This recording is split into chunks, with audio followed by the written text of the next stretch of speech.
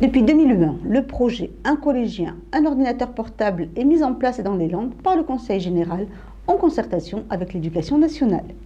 Projet qui tente à favoriser l'égalité des chances des collégiens, mais aussi à poursuivre l'innovation pédagogique. À Souston, un moment d'échange à l'attention des professeurs était organisé afin d'évaluer les avancées de cette expérimentation. Depuis toujours, le département des Landes est précurseur en termes d'équipement numérique dans les classes. C'est donc dans cette continuité que les projets se rencontrent à travers des journées d'échange. Les enjeux du numérique à l'école sont essentiels puisque nous sommes en train de faire entrer l'école dans l'ère du numérique et le numérique est en fait le levier de la pédagogie. C'est un accélérateur de tout ce qui se passe dans la classe et ça permet aussi d'amplifier tout ce qu'on a prévu en termes de projets pédagogiques pour nos élèves. Qu'il s'agisse de différenciation pédagogique de façon à ce que chaque élève qui a des besoins particuliers puisse les voir reconnus, ces besoins-là, et qu'on puisse y répondre efficacement.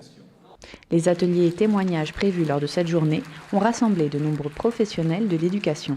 Donc ce matin, on est sur le numérique, si vous voulez, comme vecteur de progrès dans la classe, au service de l'ingénierie pédagogique. C'est aussi, si vous voulez, une façon de travailler sur les pratiques innovantes en les montrant, et plutôt que d'en parler, ce sont ceux qui sont dans les classes et qui les mettent en œuvre, qui viennent témoigner. Donc c'est vraiment une formation de pair à pair, de professeurs pour les professeurs, avec cette idée d'échange tout à fait intéressante. Principales et professeurs étaient présents pour montrer et expliquer leurs projets. Ce matin, on présente un projet Erasmus+, un projet européen qui s'appelle Eurotopia. C'est la création d'une ville idéale dans le futur. Voilà, donc ça c'est un projet qui a été financé par l'Europe et ça va nous permettre de faire partir des élèves sur 3 années.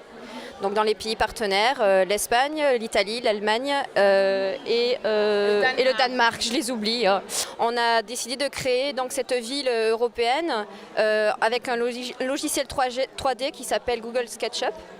Et donc on tourne autour des technologies aussi pour la communication entre les partenaires et pour la création aussi du matériel. Donc on fait par exemple un magazine en ligne, on va faire aussi un journal télé, de la mobilité, enfin ça tourne aussi autour des technologies. Ainsi, les professeurs de technologie, d'anglais, de géographie et autres trouvent leur place dans ces projets qui peuvent s'allier au programme scolaire et fédérer les professeurs.